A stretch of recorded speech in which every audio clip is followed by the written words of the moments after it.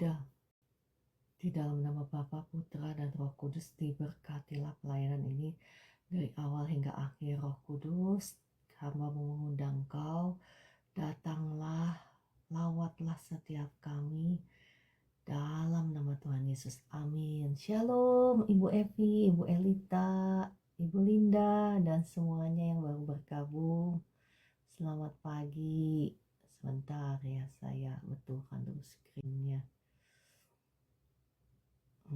Shalom semuanya, mari kita naikkan pujian kepada Tuhan. Bapa, ku sembah Kau.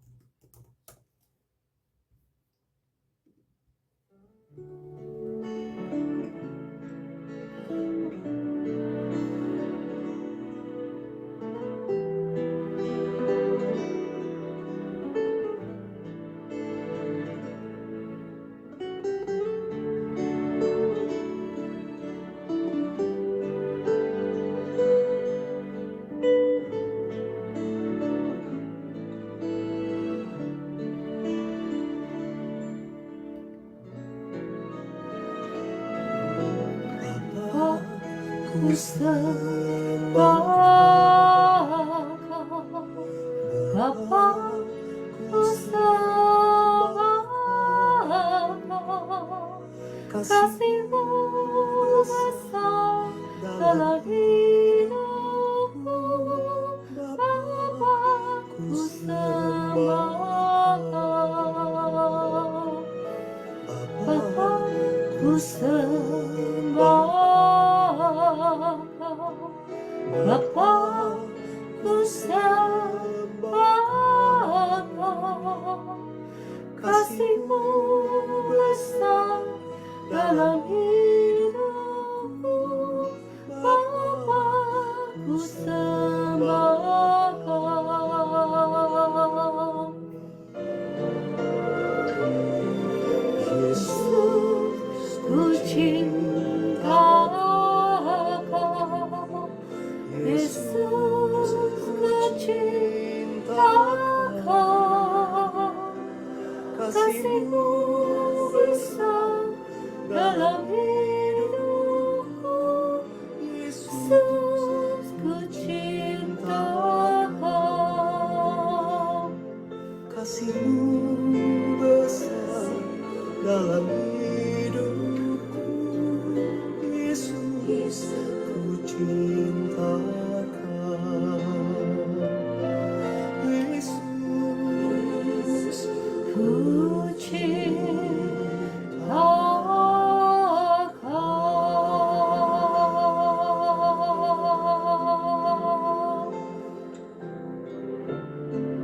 Ku cinta Kau, Yesus, lebih dari segalanya. Sembah Kau, Yesus, untuk selama-lamanya. Sebab kasih-Mu besar di dalam hidupku. Yesus, I love you, Jesus.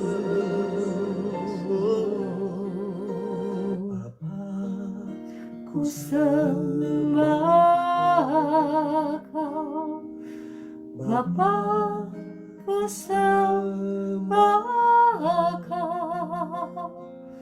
Kasih-Mu besar dalam hidupku. Bapa, ku sembah Kau. Ku sembah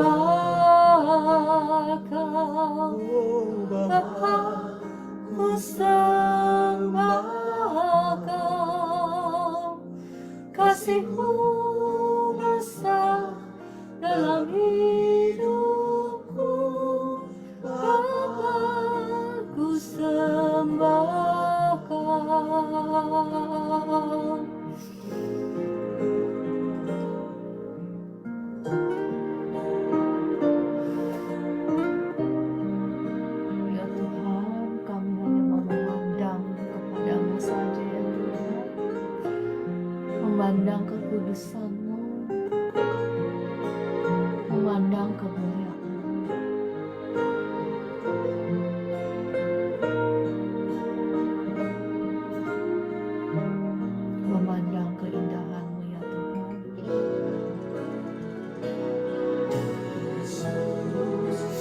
cinta Kau, Yesus, ku cinta Kau. Kasih-Mu besar dalam hidupku, Yesus, ku cinta Kau. Kasih-Mu besar dalam hidupku, Yesus, ku cinta Kau. Kasih-Mu besar dalam hidupku, Yesus, ku cinta Kau.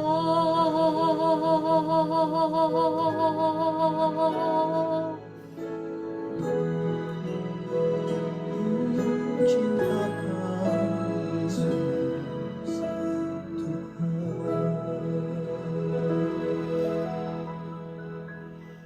Selamat pagi Bapa di surga, selamat pagi Tuhan Yesus, selamat pagi Roh Kudus. Pagi hari ini kami datang mengungkapkan penyembahan kami, ungkapan syukur kami bahwa Engkau adalah satu-satunya Allah yang tidak ada bandingnya, dan kami datang mengucapkan syukur kepadamu.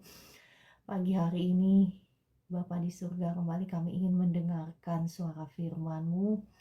Mari Roh Kudus, kiranya Engkau yang menaruh kata-kata-Mu itu di bibir mulut hamba-Mu ini.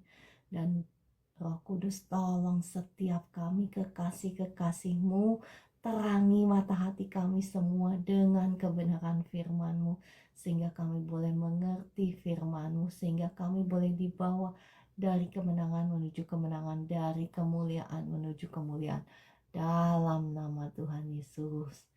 Shalom Bapak Ibu yang dikasihi Tuhan, selamat pagi.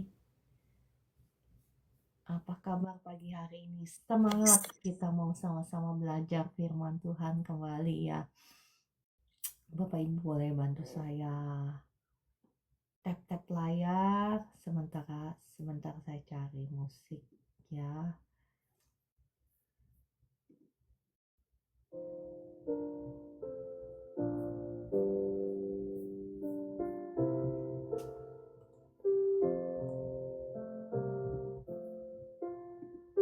Ya, pagi hari ini kembali kita akan belajar dari orang Majus ya, bagaimana mereka datang menyambut Tuhan Yesus. Ya Bapak Ibu, kalau engkau ya bisa menyambut Tuhan Yesus seperti ini, engkau akan merasakan sukacita Natal itu ya, bukan sekali-kali atau bukan hanya ya di musim di Desember di mana kita merayakan Natal, tetapi Natal itu akan menjadi sukacitamu setiap hari. Engkau dipenuhi dengan sukacita Tuhan, sama halnya seperti yang tertulis di Yohanes 15.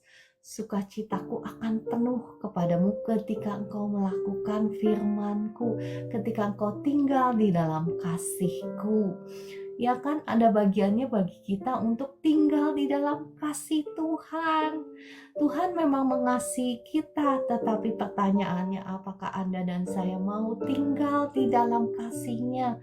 Karena ketika kita mau tinggal di dalam kasih-Nya, sukacita Tuhan itu akan meluap-luap dalam hati kita, bukan karena keadaan, bukan karena situasi, bukan karena Ciara lagi jalan-jalan misalnya, sedangkan saya misalnya nggak punya apa-apa. Bukan seperti itu. Saya pernah menyaksikan waktu Natal ya, COVID, masa-masa COVID di mana saya terdampar di negeri orang, nggak ada duit ya, karena bisnis saya kolaps ya. Saya tidak punya siapa-siapa dan apapun yang bisa saya gantungkan kecuali Tuhan. Tetapi di saat-saat seperti itu saya bisa merasakan betapa indahnya masa-masa Natal. Walaupun seharian saya ingat pada saat itu ya, tanggal 25 Desember itu saya nggak kemana-mana, saya di dalam rumah. Tetapi saya menikmati Tuhan betapa lebih daripada cukup. Mungkin orang-orang itu, mohon maaf ya, saya tidak menghakimi. Banyak orang ya kepengennya itu banyak. Pengen jalan-jalan ke luar negeri, pengen jalan-jalan ke Eropa misalnya ya. Pengen itu, pengen ini, pengen punya ini, punya itu. Kalau belum punya ini, belum punya itu, saya nggak bisa bahagia. Misal ya, saya dulu saya ya. Jadi saya bisa ngomong sekarang.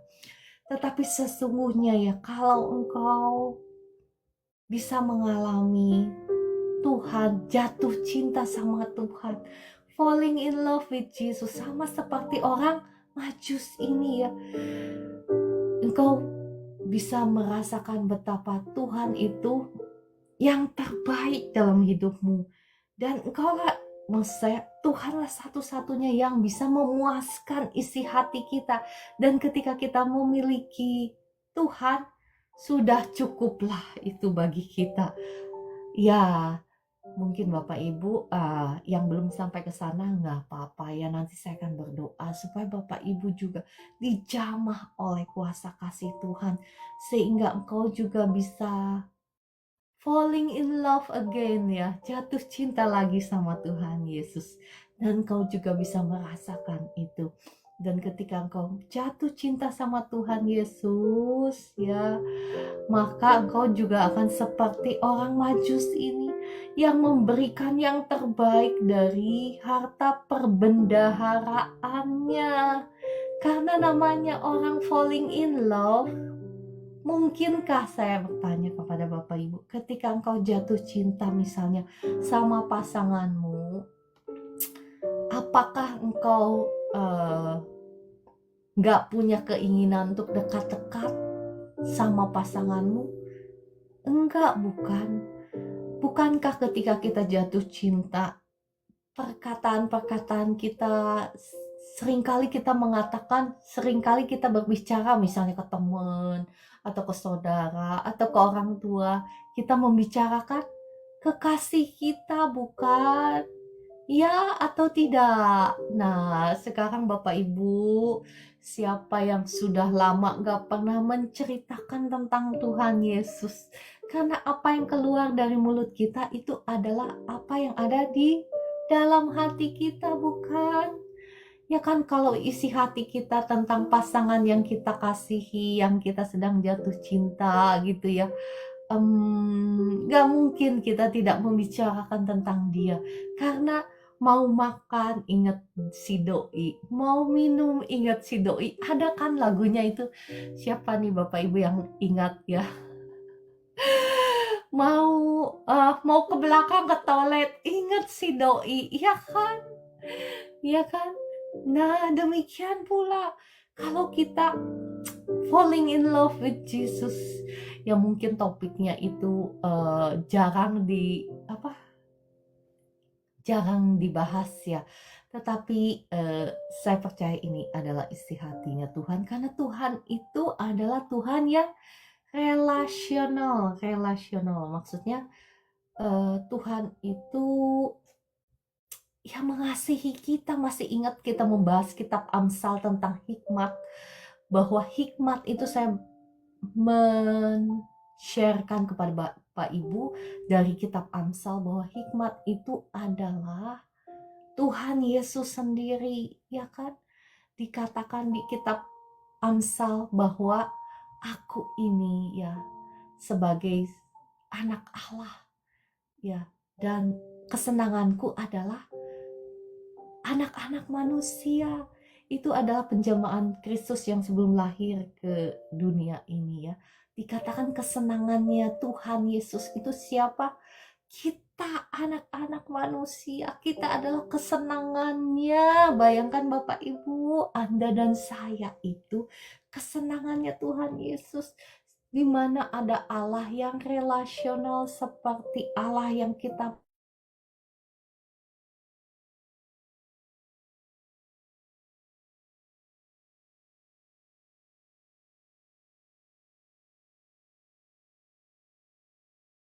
yang sedemikian rupa, yang sudah dibuktikan kasihnya itu dengan kematian Tuhan Yesus di atas kayu salib. Sedangkan kita, bayangkan Bapak Ibu, bayangkan sejenak kalau kita jadi Tuhan Yesusnya. Sedangkan kesenangan kita ini ya bukan Tuhan Yesus, tetapi kesenangan kita ini ya berkat Tuhan misalnya. Ya nggak ada yang salah ya, semua orang senang berkat ya, termasuk saya senang ya, saya nggak mau munafik. Tetapi bayangkan sebentar saja kalau kita jadi Tuhan Yesus ya, dia itu mengasihi kita, dia itu ya bukan falling in love lagi, sudah dibuktikan kasihnya di atas kayu salib. Ya, saya pernah menyaksikan bagaimana Tuhan memberikan hatinya dalam hati saya ya, untuk in the split seconds, dalam beberapa detik Tuhan kasih perasaannya di dalam hati saya, dan saya merasakan begitu kasih dan mercy, bahasa Inggrisnya, bahasa Indonesianya kasih bercampur satu dengan belas kasihan yang saya tidak pernah merasakannya sebelumnya ya Bapak Ibu. Saya mengasihi orang yang paling saya kasihi pun, anak saya pun, saya belum pernah merasakan kasih yang yang benar-benar begitu murni, tulus, besar, belas kasihan yang besar sekali. Ya, itulah yang Tuhan kasih dalam hati saya, memberitahukan kepada saya perasaan Tuhan seperti itu. Nah, bayangkan Tuhan yang punya kasih kepada kita. Sedangkan kesenangan kita gitu ya, mohon maaf ya, mungkin bukan kesenangan Bapak Ibu, kesenangan orang-orang yang ada di live streaming tetangga. Kesenangan mereka itu misalnya, ya segala sesuatu kecintaan terhadap dunia ini, bahkan mungkin bukan terhadap hal-hal yang duniawi ya, hal-hal kedagingan yang mungkin yang Tuhan benci ya. Bayangkan bagaimana perasaan Tuhan Yesus. Sakit bukan, sedih bukan, padahal kita ini kesenangannya dia. Padahal Bapak Ibu, segala sesuatu yang baik itu datangnya dari Tuhan Yesus ya kan, datangnya dari Tuhan segala sesuatu yang baik. Bahkan dia sudah memberkati kita dengan segala berkat rohani. Nah, persoalannya Bapak Ibu, persoalannya ya ada dua hal. Yang pertama, karena kita tidak tahu, kita tidak mengerti, bukan? Yang kedua, memang karena kita sudah, mata hati kita, mungkin bukan Bapak Ibu ya, mata hati itu yang di live streaming tetangga, mata hati mereka sudah ditipu, sudah dibohongi oleh si jahat. Kenapa? Karena si jahat itu dikatakan adalah bapak pembohong. Bukan di kitab Yohanes dikatakan bahwa si jahat itu bapak dari pembohong. Nah, ketika mata hati kita sudah digelapkan, sudah dibohongi oleh si jahat, kita berpikir bahwa yang terbaik bagi kita itu datangnya dari kesenangan-kesenangan duniawi. Padahal satu-satunya sumber sukacita kita, sumber kesenangan kita, sumber kebahagiaan kita, sumber kehidupan kita, sumber kesehatan kita, datangnya hanya daripada Tuhan kita. Oke, itu hanya baru introduction ya. Kita mau membahas kembali apa sih artinya bagaimana orang Majus itu mempersembahkan. Yang pertama emas, kemarin kita sudah bahas. Kita mau lanjut kepada kemenyan ya. Apa sih arti kemenyan? Ya, kemenyan itu sekali lagi sebetulnya lambang ibadah kita, lambang persembahan hidup kita di atas altar Tuhan. Itu hidup kita harus seperti yang pertama emas, yang kedua hidup kita harus seperti kemenyan, harus seperti dupa yang setiap hari naik ke hadapan tahtanya Tuhan. Oke, saya mau membahas Bapak Ibu dari Keluaran 30 ayat 6 sampai ayat 8 ya. Saya bacakan Keluaran 30 ayat 6 sampai 8. Haruslah kau taruh tempat pembakaran itu di depan tabir penutup tabut hukum, di depan tutup pendamaian yang di atas loh hukum, di mana aku akan bertemu dengan engkau. Di atasnya haruslah Harun membakar ukupan dari wangi-wangian tiap-tiap pagi. Apabila ia membersihkan lampu-lampu, haruslah ia membakarnya. Juga apabila Harun memasang lampu-lampu itu pada waktu senja, haruslah ia membakar sebagai ukupan yang tetap. Perhatikan, ukupan yang tetap di hadapan Tuhan di antara kamu turun temurun. Jadi Bapak Ibu, sekali lagi, ini dupa ini ya, wangi-wangian kemenyan ini adalah simbol bagaimana hidup kita harus menyembah Tuhan. Dan perhatikan, harus tetap dibakar di hadapan Tuhan senantiasa, bahasa lainnya ya. Dan turun temurun, bukan hanya saja kita tetapi anak cucu kita. Kita harus menyembah Tuhan seperti ini. Seperti apa? Mari kita bahas lebih detail. Keluaran 30 ayat 6. Haruslah kau taruh tempat pembakaran itu di depan tabir penutup tabut hukum ya. Di depan tutup pendamaian yang di atas loh hukum, di mana aku akan bertemu dengan engkau. Sekali lagi ya, ini adalah lambang ketika Bapak Ibu, apakah engkau mau selalu mendapatkan penyertaan Tuhan kemanapun engkau pergi? Ini syaratnya ya. Kalau engkau dan saya mau selalu mendapatkan penyertaan Tuhan kemanapun engkau pergi, ya, penyertaan Tuhan itu real ya Bapak Ibu. Jadi bukan hanya saja ketika Bapak Ibu, saya tahu ada Bapak Ibu yang ketika memuji Tuhan, menyembah Tuhan ya, engkau bisa merasakan God's presence, hadirat Tuhan. Ada yang bisa, ada yang belum, gak apa-apa ya, tetapi engkau bisa menerimanya dengan iman ya. Tetapi ada Bapak Ibu yang seperti Yusuf. Bapak Ibu tahu kan, Yusuf kemanapun dia pergi, dia disertai Tuhan. Oleh sebab itu dia dibuat menjadi berhasil. Jadi kemanapun kita pergi, kita yang membawa atmosfer surgawi bersama-sama dengan kita. Itu beda.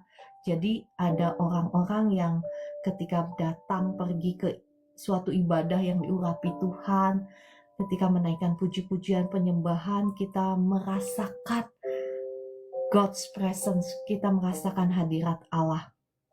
Tetapi ada orang-orang yang kemanapun dia pergi, sama seperti Yusuf, sama seperti hamba-hamba Tuhan yang diurapi Tuhan luar biasa ya.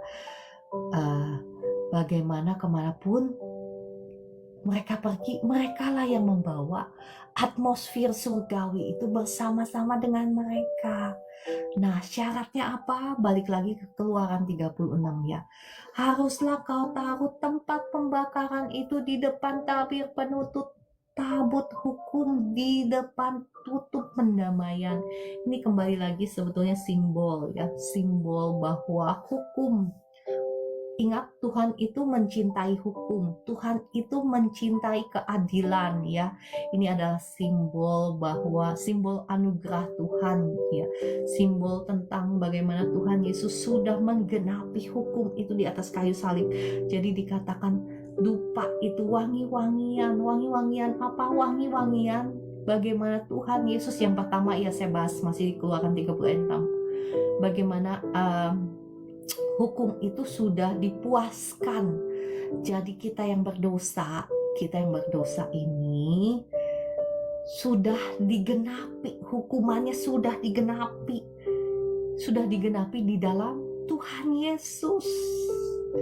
Jadi kita bisa datang bertemu dengan Tuhan bukan karena kebenaran kita sendiri, tetapi keadilan itu sudah digenapi di dalam pribadi Yesus di atas kayu salib.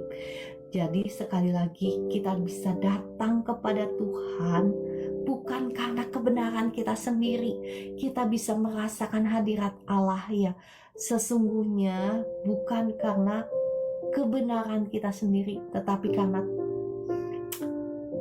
Tuhan Yesus sudah membayarnya di atas kayu salib, sudah menggenapi semua hukum ya.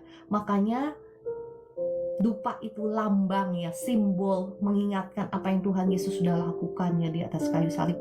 Harus ditaruh di tempat pembakaran di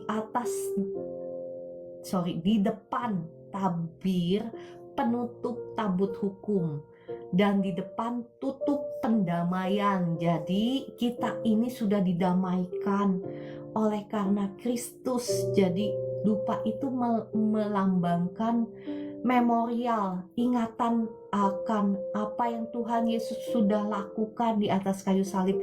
Jadi seperti ini, ketika kita datang kepada Tuhan ya, Tuhan mencium wanginya persembahan apa yang Tuhan Yesus sudah lakukan. Jadi bukan tentang kita lagi, Bapak Ibu, paham kan?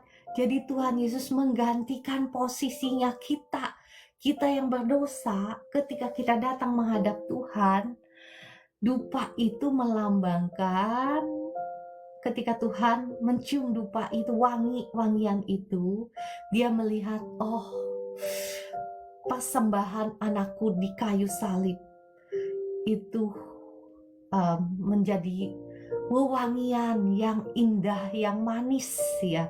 Jadi bukan lagi mengingat akan dosa-dosa kita. Itu satu ya.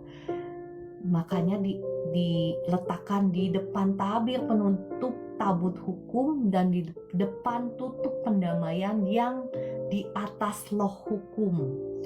Perhatikan di mana aku akan bertemu dengan engkau. Ya, itu ayat ke-6 ya. Dan ayat ke-7 saya bacakan lagi. Di atasnya haruslah Harun membakar ukupan dari wangi-wangian tiap-tiap pagi apabila ia membersihkan lampu-lampu, haruslah ia membakarnya. Ya kan? Jadi di sini menekankan kembali setiap saat ya, setiap saat dupa itu harus dibakar.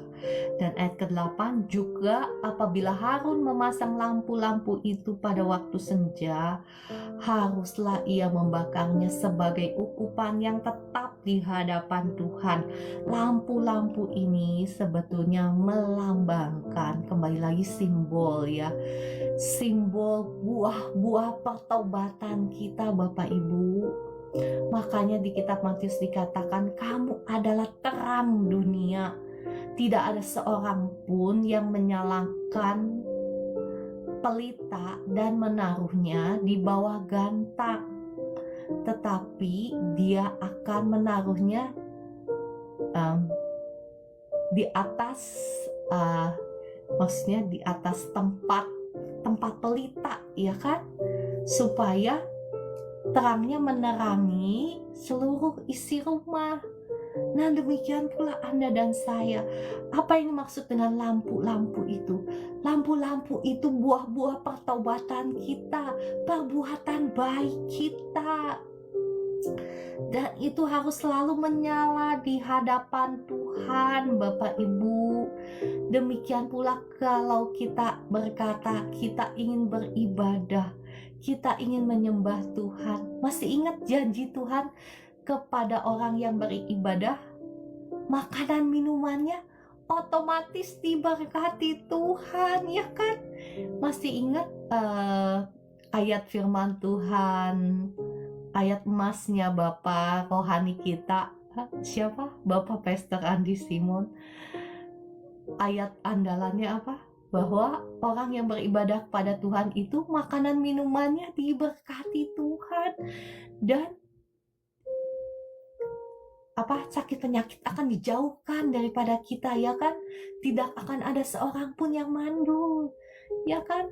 Nah, Bapak Ibu, jikalau Anda dan saya mungkin ya belum mengalami janji Tuhan itu, mari kita selidiki apakah kita sudah sungguh-sungguh beribadah seperti yang dimaksudkan oleh firman Tuhan, bukan? Ya kan? Mungkin selama ini pengertian ibadah kita itu nggak sama seperti yang dikehendaki oleh Allah. Mungkin pengertian ibadah kita ini hanyalah pergi ke gereja memuji Tuhan dengan mulut kita. Tetapi sesungguhnya pengertian ibadah itu yang Tuhan mau itu ya sama seperti bagaimana orang Majus yang bijaksana ini ya mempersembahkan tubuhnya di atas hidupnya, ya tubuh itu keseluruhan, tubuh jiwa roh di atas altarnya Tuhan sebagai ya korban yang hidup yang berkenan kepada Tuhan, yang kudus dan yang berkenan kepada Tuhan, ya seperti yang tertulis di Roma 12 ayat 1 dan 2. Nah, kembali lagi kita membahas tentang kemenyan ya, dan tentang lampu ini. Bagaimana lampu-lampu itu harus selalu menyala di hadapan Tuhan, ya itu melambangkan perbuatan-perbuatan baik kita. Jadi bukan hanya saja Bapak Ibu merasa, mohon maaf ya, mungkin bukan Bapak Ibu, tetapi yang ada di tetangga sebelah, live streaming di tetangga sebelah ya. Kita berpikir bahwa seringkali kita sudah diselamatkan oleh Tuhan Yesus. Jadi ya sudah, kita sudah diselamatkan oleh Tuhan Yesus, ya sudah tidak perlu lagi perbuatan benar, ya kan? Ya kan, kita memang diselamatkan bukan karena perbuatan baik kita, bukan? Ya, pasti kita semua sudah tahu itu. Kita diselamatkan bukan karena perbuatan baik kita, tetapi oleh darah Yesus. Tetapi Bapak Ibu, jikalau engkau dan saya berkata kita mau menjadi orang yang sungguh-sungguh beribadah kepada Tuhan, maka mau tidak mau lampu kita harus menyala. Bahkan jikalau engkau mau mengklaim janji Tuhan di Yesaya 60, masih ingat bahwa kegelapan ini akan melingkupi bumi, bahkan deep darkness dalam bahasa Inggrisnya ya, deep darkness itu kegelapan yang amat sangat akan melanda bumi, tetapi anak-anak Tuhan akan bersinar terang. Bagaimana mungkin anak-anak Tuhan bisa bersinar kalau perbuatan baik kita, buah-buah pertobatan kita tidak ada? Kita akan menjadi sama seperti dunia ini, berada di dalam kegelapan. Karena kalau Bapak Ibu perhatikan di Yesaya 60, marilah kita baca sebentar ya. Kita buka ayatnya ya, sebentar. Yesaya 60 ini berkata, sebelum kemuliaan Tuhan bersinar atas kita, terang kita dulu yang harus bersinar. Bapak Ibu, ini syaratnya. Ya mungkin engkau dan saya memang diselamatkan, bukan mungkin, iya pasti ya, kita diselamatkan oleh darah Yesus. Tetapi selama terang kita tidak bersinar, kita juga akan menuai kebinasaan sama seperti orang dunia ini. Saya bacakan Yesaya 60 ayat 1. Bangkitlah, menjadi teranglah, sebab terangmu datang. Oke. Dan kemuliaan Tuhan terbit atasmu. Perhatikan, kemuliaan Tuhan duluan atau terang kita duluan yang bersinar? Ayo Bapak Ibu, kita mau sama-sama belajar firman Tuhan ya. Yesaya 60 ayat 1 berkata, bangkitlah menjadi teranglah. Ini adalah perintah, menjadi teranglah, sebab terangmu datang. Baru terang kita datang, ya kan? Kita duluan yang harus menjadi terang, baru terang kita datang. Ya Bapak Ibu yang saat ini sedang ada di dalam kegelapan. Maksud saya kegelapan itu apa sih? Kegelapan itu mungkin engkau dililit oleh hutang pihutang, engkau dikejar stres melulu, ya, engkau dibelenggu oleh sakit penyakit, itu semua kegelapan.